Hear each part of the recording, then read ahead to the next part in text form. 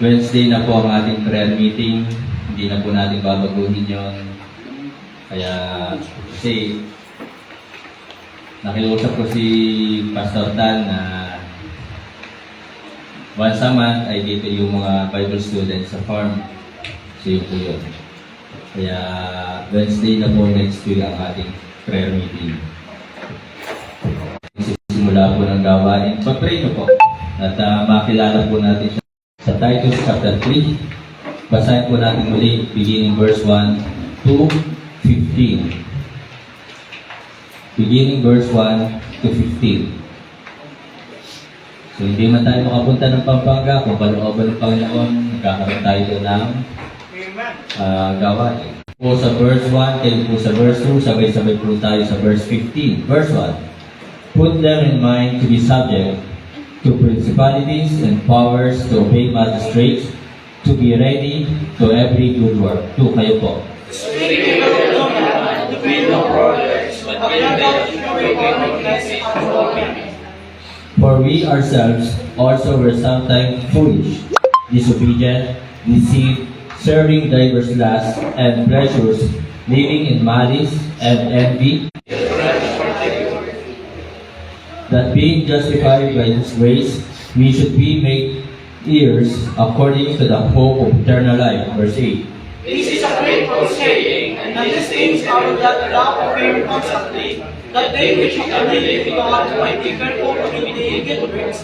These things are all that will be Be wanting unto them. Verse 14. And let ours also learn to maintain good works of necessary uses, that they may not unfruitful.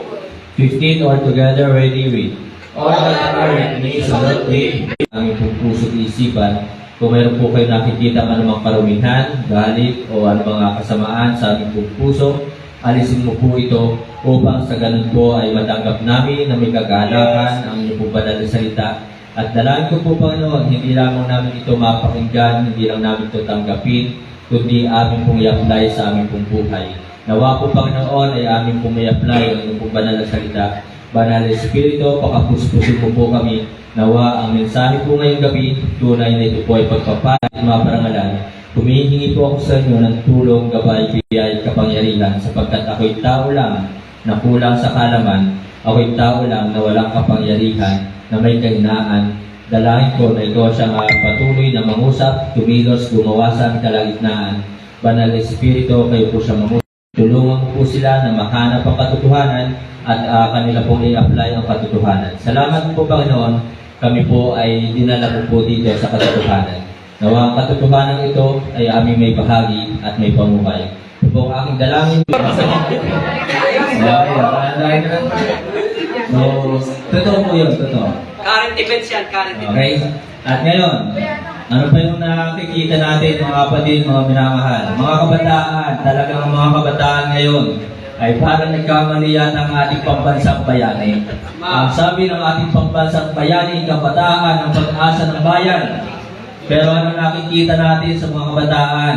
Talagang madali para sa kanila ang pumatay. Madali para sa kanila ang manaksak. Madali para sa kanila ang manakit ng kanilang kapwa. Ito ba ang kabataang pag-asa ng bayan? Violente. Mga kapatid, mga minamahal, kaya kung kayo po ay mayroong mga apo, mayroong kayong mga anak, ay talagang pilitin na sila po ay makapag-aral, makapakinig ng salita ng Diyos. Pilitin na talagang sila po ay madala sa bahay, sa bahan, tuwing araw ng linggo at tuwing kapag meron po tayong prayer meeting. At talagang dapat sa inyong mga tahanan, bilang kayo o tayo ay mga Kristyano, ay magkaroon po tayo ng devotion, pag-aaral ng salita ng Diyos. Amen po ba? Kaya mga kapatid, mga minamahal, tunay na nalalapit na ang pagbabalik ng ating pong Panginoong Jesus. At mga kapatid, mga minamahal, paalala lang po ulit, para sa inyong mayroon kayong mga apo, mayroon kayong mga anak, bantayan kung ano ang kanilang nilalaro sa cellphone, kung ano ang kanilang pinapanood sa social media. So, ang kanilang nilalaro, yung mga kabataang namaril sa Tacloban ay yung Gorblox ba yun? Gorblox, and then Roblox, so whatever box, So, yun po, na Yun yung mga nilalaro nila. Kaya pakiusap, sana, sa mga Kristiyano, ay wala naglalaro ng mga ganitong games. At pakiusap, talagang itigil na ang paglalaro ng ML. Amen po ba? Pakiusap na talagang huwag nang i-post yan sa My Day. Yung paglalaro yan ng ML sapagkat hindi po yan nakakatulong. Amen. Ay mga kapatid, mga minamahal, kung tayo ay Kristiyano, sabi po ng Bible, and be not conformed to this world, but be transformed by the renewing of your mind, that ye may prove what is that good and acceptable and perfect will of God. Kaya mga kapatid, mga minamahal, paglabas natin diyan sa kanto, paglabas natin sa palengke, sa SM, hindi na madi-distinguish, hindi na makikilala sino ba yung tunay na Kristiyano. Kasi talaga ang mga Kristiyano ngayon, talagang nakikiayon sa takbo ng sanglibutan ito. Kaya mga kapatid, mga minamahal, pakiusap tayo in the last days na. Okay? So, ngayon pong gabi, mga kapatid, mga minamahal, ang title po ng mensahe na ating pong pag-aaralan ay Titus.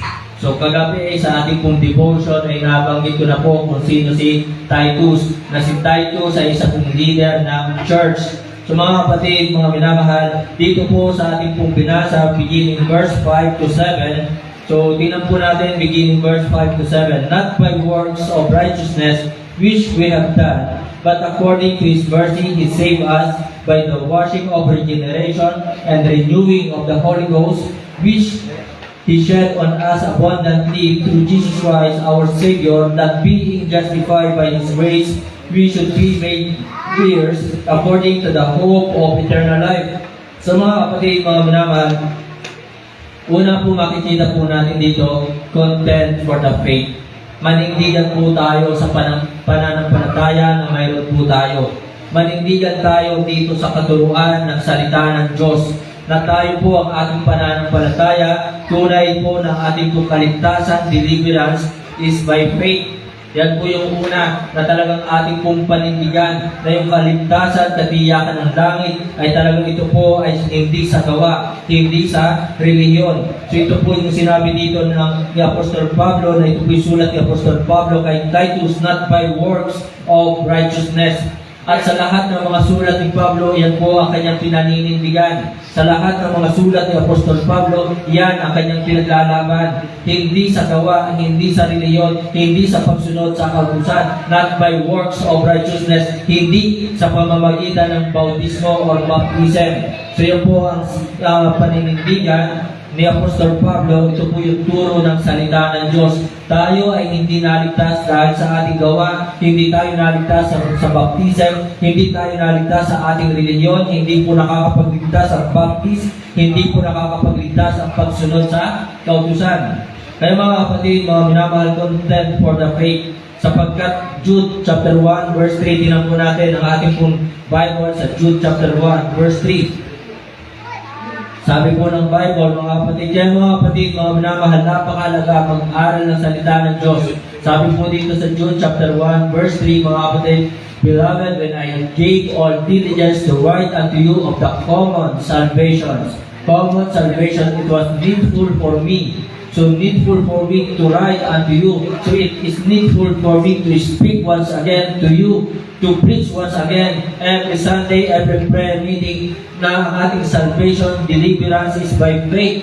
It was needful for me to write unto you and exhort you that you should earnestly contend for the faith. Panindigan po natin ito, na ang ating kaligtasan ay hindi sa gawa, hindi sa reliyon, hindi sa pagsunod sa kautusan, hindi sa baptism. Amen? Kaya mga kapatid, sabi po dito, contend for the faith which was once delivered unto the saints. So mga kapatid, noon pa man po ay nagkalat na mga false religion, false teacher. 1 John chapter 4 verse 1 to 3.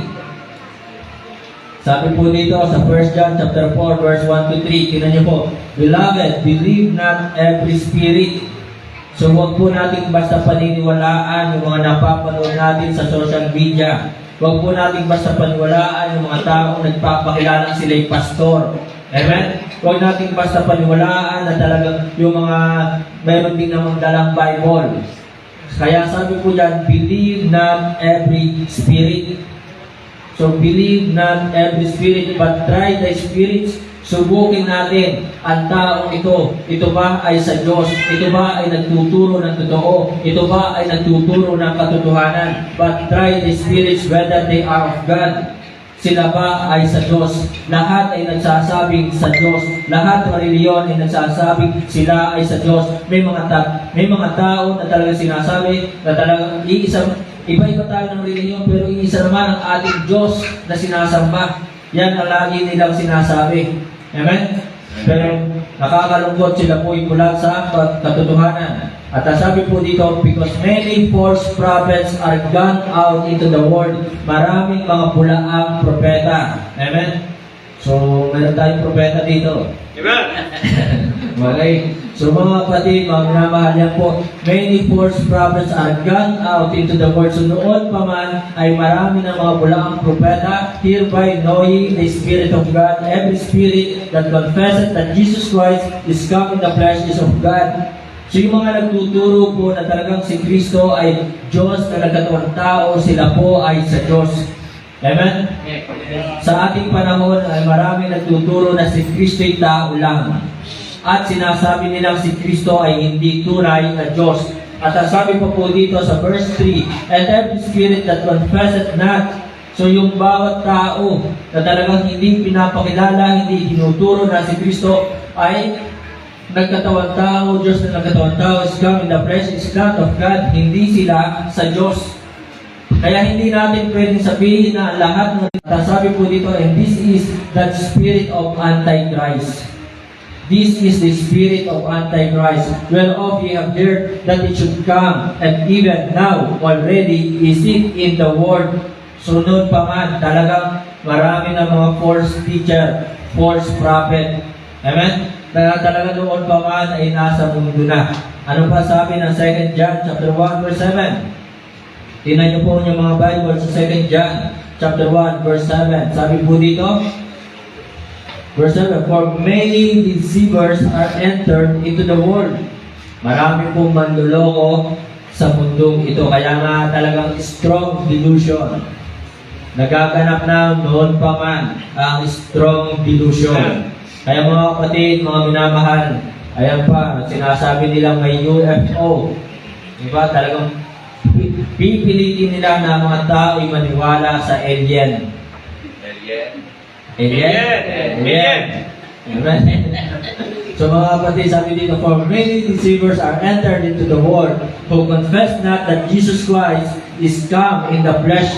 So talagang marami ang pupunta, darating sa mundong ito, hindi papahayag na si Kristo ay Diyos na nagkatawang tao. This is a deceiver and an antichrist. So yun po, sila po ay mga mandaraya at sila po ay mga antikristo. Kaya mga kapatid, mga minamahal, ang Titus na ito talagang itinuturo sa ating manindigan tayo sa pananampalataya na itinuro sa atin ng salita ng Diyos na ating kaligtasan by faith alone, through Christ alone. Sabi nga po ng 1 Timothy chapter 1 verse 15. 1 Timothy chapter 1 verse 15. 1 Timothy chapter 1 verse 15. Okay. This is a faithful saying and worthy of all acceptation, that Christ Jesus came into the world to save sinners, of who I am chief. So, iyan po ay talaga sinasabi na talagang to save sinners. Sino magliligtas? Religion ba? Hindi. Sino magliligtas? Mabuting gawa ba? Hindi. Sino magliligtas? Baptism ba? Hindi rin po. Si Kristo ang tagapagligtas. Amen? And then sabi pa ng 2 Timothy chapter 1 verse 10. 2 Timothy chapter 1 verse 10. Tingnan po natin. But is now made manifest by the appearing of our Savior Jesus Christ, ng ating tagapagligtas na si Yesu Kristo, who hath abolished death and hath brought life and immortality to light through the gospel. So mga kapatid, mga minamahal, content for the faith. Sana itong ating pananampalatayang ito na mayroon tayo, ipahagi natin sa ating kaibigan, katrabaho, kamag-anak, kapitbahay, at sa sino mang tao. Content for the faith. And then, sabi pa po dito sa Ephesians chapter 2. Tingnan po natin mga kapatid, verse 8 and 9. For by grace are ye saved through faith, and that not of yourself, it is the gift of God. So ang kaligtasan ay sa pananampalataya through faith, and that not of yourself, it is the gift of God. Sa palataya na si Kristo'y namatay sa krus dahil sa ating mga kasalanan, nalibing at muling nabuhay, not of works. So talagang hindi po sa gawa. Hindi naman po sinabing huwag kang gumawa. Hindi sinabing huwag kang magpakabuti. Kundi talaga sinasabi lang po diyan, hindi nakakapagligtas ang ating gawa. Amen? So yun po mga kapatid, mga minamahal, content for the faith, that our deliverance by faith alone, through Christ alone, and then content for the faith. So tingnan po natin dito po sa Titus, itinuturo din po dito ang pagka-Diyos ni Kristo. Manindigan po tayo na si Kristo ay tunay na Diyos. Diyos na nagkatawang tao, deity of the Lord Jesus Christ. Ang sabi po ng Titus chapter 1 verse 1, sabi po dito, Paul, a servant of God, and an apostle of Jesus Christ, according to the faith of God's elect, and the acknowledging of the truth which is after godliness. So sinabi po diyan ni Paul, na Paul, a servant of God. So, alipin ng Diyos o lingkod ng Diyos. At sinabi din po ni Pablo sa Roma chapter 1 verse 1, tingnan po natin ang ating pong Bible sa Roma chapter 1 verse 1, Paul, a servant of Jesus Christ. So, yung servant of God and servant of Jesus Christ, that is not different. That is the same person. So, hindi po yan magkaiba. Sapagkat sabi nga po ng Bible, no man can serve two masters.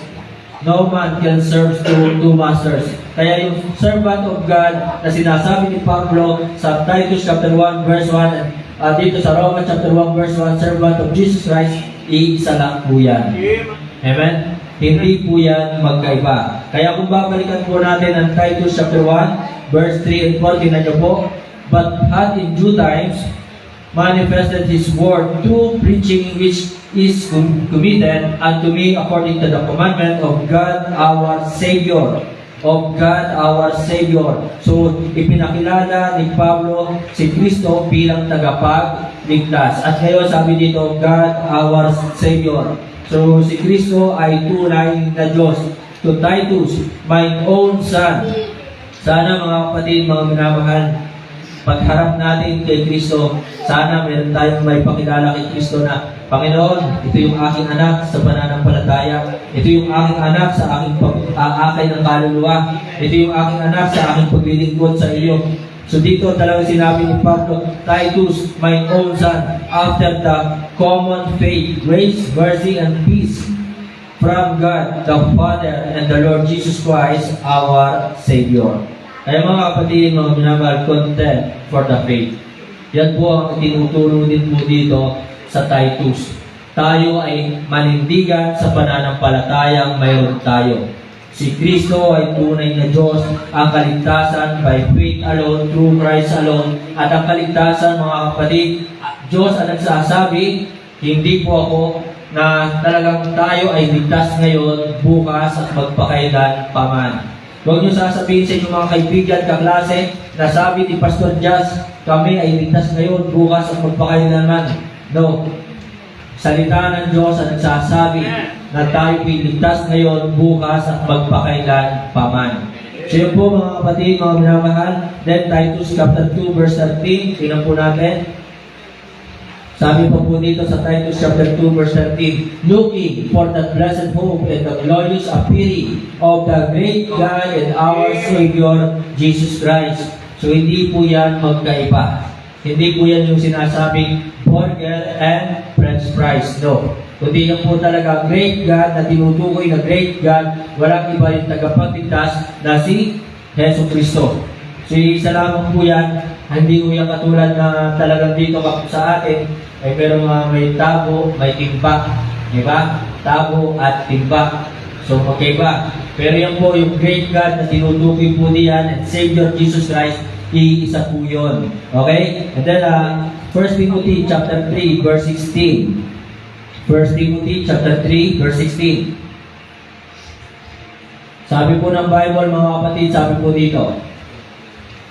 Kaya mga kapatid, wala sana sa inyo nagdadalawang isip pa. Diba? Wala sana sa inyo nalilito pa patungkol sa pagka-Diyos ng ating Panginoon Jesus.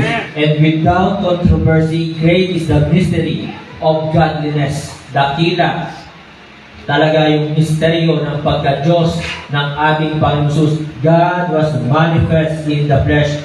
Ang Diyos ay nahayag sa laman. Ang Diyos ay nagkatawang tao.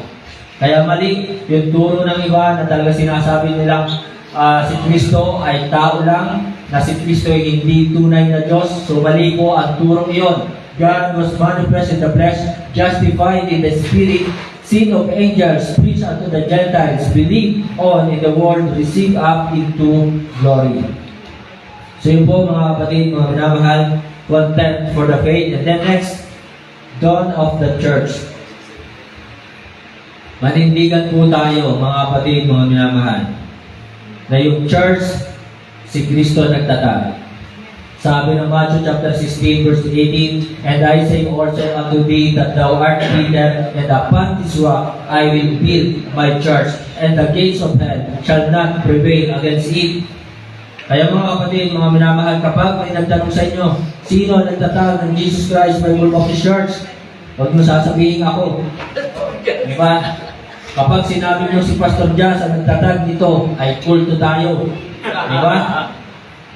So, ang nagtatag po ng church, mga kapatid, mga minamahal, walang iba kundi ang ating Panginoong Jesus. At ang church na itinatag ng Panginoong Jesus ay doon po nagsimula sa Jerusalem. So, ibig sabihin po ng dawn, yan po yung simula, yung pinagmulan, o yung kung saan isinilang ang church, dawn of the church.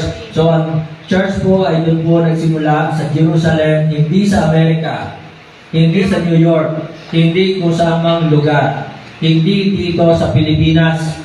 Amen? So, kapag yan ay dito nagmula sa Pilipinas, yan po ay kulto. Poultry na yan. Okay? So, ang church po, mga kapatid, mga minamahal, sabi ng Panginoon Jesus, And upon this rock I will build my church. So, doon po nagsimula sa Jerusalem. Amen? So, content for the faith. Ang church na itinatag ng Panginoon Jesus ay kailanman ay hindi naglaho. Right. Tandaan niyo yan.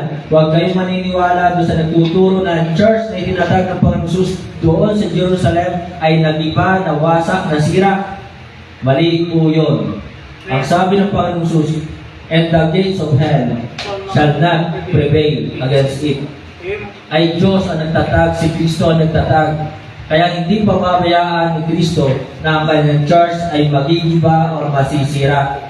Ang church, mga kapatid, mga minamahal, ay hindi building. Tandaan niyo yan. Kaya kung ito man ay masira, magpapatuloy pa rin ang church. Sapagkat ang church, tayo. Tayo ang mga sumampalataya kay Kristo. Amen? Kaya mga kapatid, mga minamahal, tandaan ninyo, ang church ay hindi building. Ang church, it is a group of believers scripturally baptized, organized to carry or to perform the great commissions of the New Testament function. That's the church. Okay? So, content for the faith. Marami pa. Hindi lamang po yan ang dapat natin ipaglaban or panindigan. Marami pa. Okay? Next, natitingnan po natin dito sa Titus, sa book of Titus, mga kapatid, mga minamahal. Tingnan niyo po ang verse 1. Titus chapter 3, verse 1. Put them in mind to be subject to principalities. Kaya mga kapatid, mga minamahal, kung ikaw ay nagtatrabaho, pasakop ka. Matuto tayong sumunod. Doon kung sino ang may-ari ng kumpanya or kung sino ang itinalaga na supervisor or kung sino ang itinalagang manager. Are you listening? Kaya mga kapatid, magpasakop katulad ni Kristo, na si Kristo ay naging masunurin. Kung ikaw ay nag-aaral sa school, mga kapatid, mga minamahal, huwag kang matapang sa teacher mo. Magpasakop ka, sumunod ka. Amen? At tayo ay susunod din sa batas. Kaya ako po'y talaga nahihiya sa pulis. Dahil nung isang araw na panood ko sa Facebook, mayroong traffic enforcer, sinita ang pulis. So hindi alam ng traffic enforcer na ito yung pulis. So sinita niya. So yung pulis nagpakilala, I am a police staff sergeant. So sabi ka nun, staff sergeant, police staff sergeant. And then nung nagpakilala ang pulis na ito, ay siya, sabi ko, okay na po, sige po, lampas na kayo. Ay mayroong CCTV. Kita. So ngayon, ang ginawa ng talaga nakakataas na opisyal ng ating kapulisan, siniba ko ito sa pwesto. Anong violation? Dahil walang helmet. Kaya ako, sana sa ating pong lahat dito, dapat tayo po'y magpasakop, maging law-abiding citizen. Kung ikaw ay magmumotor, ay talagang mag-helmet. Ang aking pamangkin, naka-helmet naman, pero nahuli. Naglalakad, walang motor. So mga kapatid, mga minamahal, yung pulis, dahil sa hindi pagsunod, sinipa. Pero tayo, minsan pinagbibigyan tayo. Ewan po ba? So nakakaya, tapos sasabihin pa natin, pastor tayo, aray ko. Diba? Ay mga kapatid, mga minamahal, simula nung ako'y sinita, yun, talagang kahit dito sa mataas na kahoy, ako po'y naka-helmet. So ako, sanay kasi ako na talagang kapag dito lang, hindi ako nag-helmet. Kapag malayo, pupunta ka Consilio, Levery, San Juan, nag-helmet ako. Pero nung ako'y sinita, simula noon, lagi nang naka-helmet. Amen? Ay mga kapatid, mga minamahal, magpasakop po tayo. Sabi po dito, put them in mind to be subject to principalities and powers, to obey magistrate, to be ready to every good work. And then, sabi pa verse 2, tingnan nyo po, to speak evil of no man. So, wag tayo magsalita ng masama sa kanino man. Tungkol sa kanino man. So, mga kapatid, halimbawa sa mag-asawa, kahit yung asawa mong yan ay nakakapagsalita sa iyo ng hindi maganda, so wag ka rin magsasalita ng hindi maganda. So yun po, mga kapatid, mga minamahal. At sa school, kung ikaw man ay binubuli, nakakarinig ka ng mga masasamang salita, huwag ka rin magsasalita ng mga masasama. Sinabi sa iyo, tadjei ka, tapos gagano ka rin, tadjei ka rin. Hindi po ganon. Kaya sabi po ng Bible, to speak evil of no man. Kung sinabihan ka ng B.O.B.O., huwag mo rin sasabihin ng B.O.B.O. ka rin. Diba? Ano man yung naririnig natin masamang salita sa ating mga kapatid, mananahimik tayo. Or kung gusto mo naman, kausapin mo, lapitan mo, magsalita ka ng mahinahon. At sabi mo, kapatid, nasaktan naman ako sa sinabi mo, sana naman huwag mo nang uulitin yun. So ganun po yung tamang approach. Amen? Hindi natin ipagkakalat kung kani-kanino. Kaya mga kapatid, mga minamahal, to speak evil of no man, to be no brawlers. Kasi doon po magsisimula ang away. Doon magsisimula ang gulo. Doon magsisimula ang division. Amen? But gentle, yan po sabi dito, but gentle, showing all meekness unto all men. And then verse 3, tingnan niyo po. For we ourselves also were sometimes foolish. Dati po tayong mga mangmang. And then disobedient, talagang dati tayong hindi masunurin. Kaya kung tayo po'y Kristyano na, tinanggap natin si Kristo, tayo po ay maging masunurin. Maging masunurin kung sino yung ating manager, sino ang ating supervisor, sino yung boss natin, sino yung teacher natin, sino yung nakatataas sa atin, sino ang maging masunurin tayo sa batas. Amen? So yun po, disobedient, deceit, serving diverse lusts. So dati tayo ay talagang mahilig sa laman. So talikuran po natin yan. And pleasures, mga kalayawan sa mundo ito. Living in malice na talagang napakadumi ng ating isipan, malisyoso. Diba? So para bagang, ano bang malisyoso? Yung halimbawa, nagkatabi lang sa upuan kung ano-ano na agad iisipin natin. Diba? Para halimbawa, si Brother LA, may nakatabi lang sa jeep. Tapos sasabihin na ganun, uy, si Brother Edwin, ganun, no? Ay, ganun nga. Diba? Jesus Christ. So mga kapatid, huwag tayong masyadong malisyoso. Amen? Ay alam naman natin, public vehicle.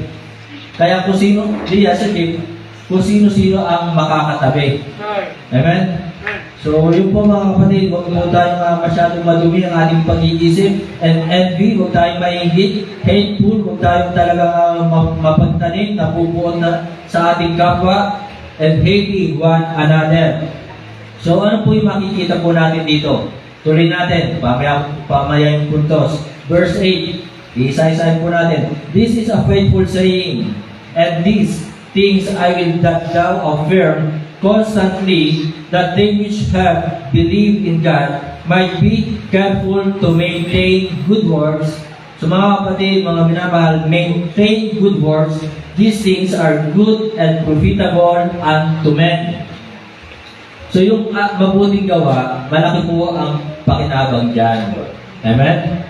Kaya maintain good works. And then verse 9, sabi po dito sa verse 9, but avoid foolish questions and genealogies and contentions. So, talikuran natin, iwasan natin ang mga hangal na usapan at ang mga pagsasalaysay ng lahi. Minsan, talaga kahit patay na, ukatin pa ng ukatin eh. Diba? So, talagang hindi nakakalimot ang tao. Kaya, katulad yan. Meron ako nakita, hindi nadamit pa si Bonifacio. Sabi ko rin ng mga comment, kilala ka ganun Bonifacio. Diba? So talagang hindi nadamit pa, pati mga patay. Then sabi pa dito, at ang mga pagtatalo, so iwasan po natin yung mga pagtatalo, contentions, and striving about the law, for they are unprofitable and vain. And then last, verse 14, and let ours also learn to maintain good works. Sana matutunan po natin na talagang panatilihin ang mabuting gawa for necessary uses, that they be not unfruitful. So makikita po natin dito mga kapatid, mga minamahal, conquer evil with fondness. Gantihan natin ang masama ng pag-ibig. Amen? Kaya kung naman ang ginawang masama sa atin ng ating kapwa, mahalin pa rin yan. Kasi ang sabi po ng Bible sa Matthew chapter 5, tingnan nga natin ang ating pong Bible, sa Matthew chapter 5, 43 hanggang 46. Matthew chapter 5, sabi po dito, ye have heard that it hath been said, thou shalt love thy neighbor. So alam natin yan, ibigin ang kapwa. Nagagawa ba? At sinabi ba sa atin, ipinag-utos ba sa atin, kapuutan mo ang iyong kaaway? Meron bang ganong utos? Na kapag mayroong taong galit sa iyo, ay nagagalitan mo rin. Hindi po yan ipinag-utos kailanman ng ating Panginoon. Amen? At ang sabi po ng verse 44, but I say unto you, love your enemies. Ibigin ang kaaway. Mga kaaway, plural po yan. Bless them that curse you. So, i-bless mo pa sila yung mga sumusumpa sa iyo. Do good to them that hate you, and pray for them which despitefully use you and persecute you, that ye may be the children of your Father which is in heaven, for He maketh His sun to rise on the evil. So, ginagawa po ng Diyos yung araw ay sumisikat sa lahat ng tao. Amen po ba? So, sa lahat, hindi lang naman po sa atin. And on the good, and send it rain on the just and on the unjust. So umuulan sa lahat.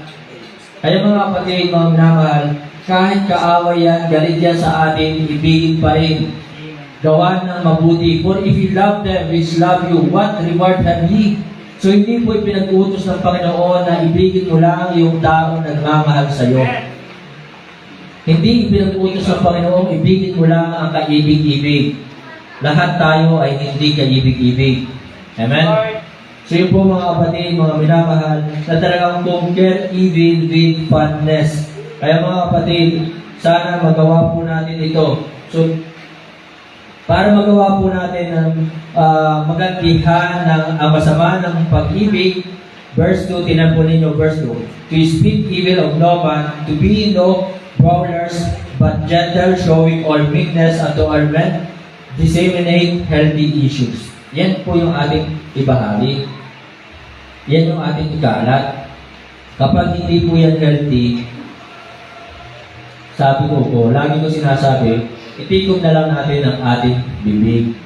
Tayo nakatanggap ng mga bad issue or mga bad information, nakatanggap tayo, so itikom na lang natin ang ating bibig. So ang ating ikalat ay kung ano ang maganda, makakatulong sa ating pananampalataya. Yung talagang kapakipanghinabang. So disseminate healthy issues, not hatred, hindi yung ating puot, hindi yung ating galit. Diba? Huwag natin ipaalam sa maraming tao na tayo galit sa tao ito. Ipag-pray natin yung ating puso, ipag-pray natin yung ating galit. Na talagang hindi tayo dapat nabubuhay sa puot o sa galit. Amen? Then disseminate Holy Word of God. Ito po yung ating ikalat. Banal na salita ng Diyos. Hindi yung kung ano-anong mga negative na salita. Hindi yung mga ML. Hindi kung ano-anong mga kamunduhan. Disseminate Holy Word of God. Disseminate humbleness of Christ. Yan po yung ating ikalat o ibahagi. Yung kung paano si Kristo po ay nagpakumbaba. Kung paano si Kristo po ay naging masunurin sa Diyos hanggang kamatayan. Yan po ba? Kung ano ang ginawa ni Kristo doon sa krus, para saan ba ang sakripisyo ng ating pong Panginoon Jesus. So talagang ang mundong ito, ang mga kabataan, lahat tayo, ang kailangan ay si Kristo. So, maganda yung kayo magaling sa math. Maganda kayo magaling sa English. Pero, masigit na kailangan ng tao ay si Kristo. Kaya mga kapatid, ang ating ikalat si Kristo. Huwag po tayo magkalat. Yun. Huwag tayo magkalat. Ikalat ang salita ng Diyos. Huwag magkalat. Then next po diyan, to conquer evil with fondness, devote our enemies. Talagang ibigin ang kaaway, mga kaaway. So, paano natin masasabing tayo nagmamahal sa ating kaaway? Paano natin masasabing mahal natin yung taong galit sa atin kung lagi natin sasabihin din puro negative sa tao ito? Kung mahal mo siya, lapitan mo, kausapin mo. Diba? Hindi ko sino-sino yung ating lalapitan. Amen? So, siya yung mismo talaga dapat kausapin. Devote our enemies. Then, next po mga kapatid, mga minamahal, sabi nga po ng verse 1, 8 and 14, tinan niyo po. Ilang beses binanggit dito sa Titus chapter 3, verse 1, yung salita na to be ready to every good work. Yan po ang sabi ng verse 1. And then sabi naman po ng verse 8, mga kapatid, tinan niyo po sa verse 8, I will that thou affirm constantly that they which have believed in God might be careful to maintain good works. So to be ready in good works, to maintain good works. And then verse 14, sabi po dito sa verse 14, and then also learn to maintain good works. So mga kapatid, mga minamahal, do good to them that hate you. Yan po yan. Para ma-maintain natin ang good works. Yung mabuting gawa. Kahit ginagawa ka na ng masama, talagang maintain good works. So huwag natin gagantihan ng masama ng masama. Kundi ang ating gaganti sa kanila ay mabuti pag-ibig. So yun po mga kapatid, mga minamahal, na talagang dito po sa Titus na ito, itinuturo din po dito yung Christian ethics. Christian ethics, yung asal, ugali, or moral ng dapat meron ang isang Kristiyano. Amen? Kaya sabi po ng verse 3, for we ourselves also were sometimes foolish. Dati na tayo mangmang. Huwag na natin balikan pa ang pagiging mangmang. Dati na tayo disobedient, matigas ang ulo. Ngayon tayo na kay Kristo na, dapat masunurin na tayo. Amen po ba? Deceive. Dati tayo nadaya, nandadaya tayo dati. Tama po ba? Minsan, hindi tayo nagbabalik ng sukli. Pandaraya yun. Diba? Pandaraya po yun, yung hindi pagpabalik ng sukli. Yung pagkuha ng pera ng may pera na hindi natin ibinabalik, pandaraya po yun, panloloko. Kaya mga kapatid, mga minamahal, huwag na natin yung balikan. So, to maintain good works, do good to them that hate you, serving diverse lusts and pleasures. So dati, lagi natin sinusunod ang pita ng ating laman, kalayawan sa mundong ito, at nabubuhay tayo, living in malice, na talaga napakarumi ng ating isipan, at talagang minsan na mapandikit lamang, agad din tayo magseselos, di ba? So, kaya mga brother Ed, siloso ka ba? Siloso ka ba? Face to face. Face to face? Okay. So mga kapatid, mga naman, dahil sa pananamang ito, ilan ang anak, di ba? Huwag naman. Kasi meron na talagang, merong mga tao matanda na, tapos ilan na yung anak, malalaki na, abis sobrang siloso pa rin eh. Diba? So huwag naman ganon. Okay? So, opo, ang Diyos ay siloso. Pero, iba yung pagkakapanan sa Diyos eh. Iba yung pagiging siloso ng Diyos eh. Okay? So, then, tuloy natin. Last point. Tapos na tayo. Verse 9. Verse 9, mga kapatid, mga minamasabi po dito. But avoid foolish questions. So, mga kapatid, mga minamahal, ang mensahe po ng salita ng Diyos dito sa Book of Titus, cast out foolishness. Kakangalan, kalokohan. Kung ano man yung mga kalokohan natin sa ating katawan, ay atin na pong alisin. Amen? So lahat tayo ay dating mayroong kalokohan. Sana naman, huwag nang dala-dala pa hanggang ngayon. Amen po ba? So cast out foolishness, cast out filthiness. Sabi po ng verse 3, sabi po dito, verse 2, to speak evil of no man, to be no brawlers, but gentle, showing all meekness unto all men. For we ourselves also were sometimes foolish, disobedient, deceived, serving diverse lusts and pleasures, living in malice. So, cast out filthiness. Alisin na po natin ang ating mga karumihan. Karumihan, kalaswaan. So, tayo po ay nagiging malaswa. Kaya mga kapatid, mga minamahal, yan po yung mensahe ng salita ng Diyos dito sa Book of Titus. And then, kaya tingnan po natin 2 Timothy chapter 2 verse 21. 2 Timothy chapter 2 verse 21. Sabi po dito, if a man therefore purge himself from this, he shall be a vessel unto honor, sanctified and meet for the master's use, and prepared unto every good work. So, talikuran na po natin ang mga kasalanan para tayo po ay maging kagamit-gamit sa gawain ng Panginoon. Hindi tayo magiging effective na katiwala o lingkod ng Diyos kung tayo po ay mayroong nakikita sa ating kasalanan o karumihan, kalaswaan. Amen?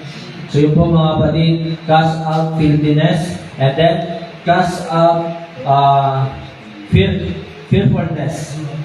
Alisin po natin yung ating takot sa pag-aakay ng kaluluwa. Cast out fearfulness in sharing God's words and enriching the lost.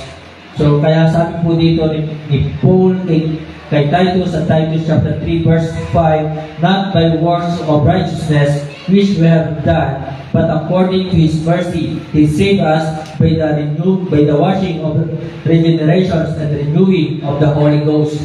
So mga kapatid, mga minamahal, sana isang araw, talaga meron po tayong maakay na kaluluwa. Amen? So yun po, cast out foolishness, filthiness, and fearfulness. Alisin po natin yung ating takot sa pagbabahagi ng salita ng Diyos.